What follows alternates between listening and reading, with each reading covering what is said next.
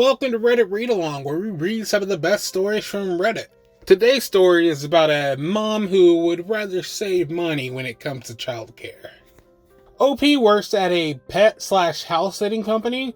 So one day a lady comes in with a dog and sets up a visit of 3 times a day for 2 weeks. No one thought anything was going to be weird about this whole situation, but boy, were they wrong.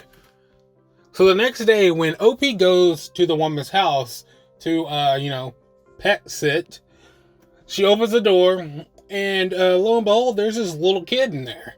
Like about 7 years old. The kid's like, hey, I'm glad you're here. You need to make me breakfast and take me to school. You need to hurry up. OP was like, wait, what are you talking about? I'm here to babysit a dog. Where are your parents? And she was like, my parents are gone. You need to make me breakfast and take me to school. Hurry. OP once again was like, okay, she must be not understanding the question. Was like, yo, no. Where are your parents?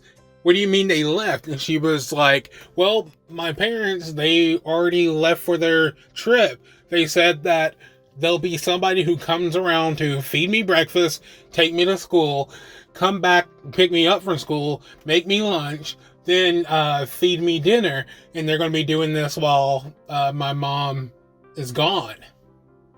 So OP's freaking out right now because she was like, this girl just told me that her parents left her here. Was she really expecting us to come and watch their daughter? We were told there's a dog. So OP was like, hey, so where's your dog? And the girl was like, we don't have a dog. OP was like, wait, your mom brought in a dog when she set up all these arrangements. And the little girl was like, oh yeah, she borrowed our neighbor's dog to do that. So now OP's mind is blown. And she calls the owner of the company and was like, hey, you won't believe what's happening right now. And so the owner of the company rushes over and they confirm, like, yes, this woman, this girl's mother, brought in a dog, the neighbor's dog, set up a fake schedule, well, I guess a real schedule, but set it up for them to come out and watch the dog. But it really was them wanting the pet service company to come out and watch their daughter 3 times a day. And so, oh, wow, just saying that blows my mind. So the owner tried to get a hold of the mom, to give her a chance to get someone to come pick up the girl before calling the authorities. But no matter how many times they called, she would not answer. So they called CPS, Child Protective Services, and they came and got the girl, got the parents, got the mom's information, and took her.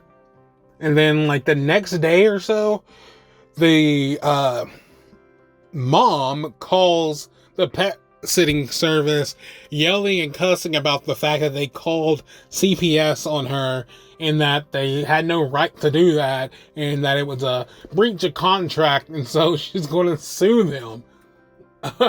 But as soon as the owner points out, like, your contract was to babysit a dog.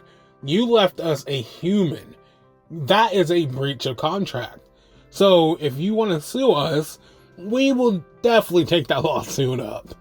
And she quickly hung up, of course. So this was a story about an entitled mother.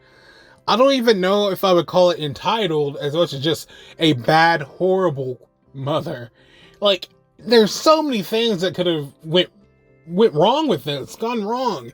I mean, what if something happened and they couldn't get into the house, in time? Like, emergency happened, the house caught on fire before anyone got there.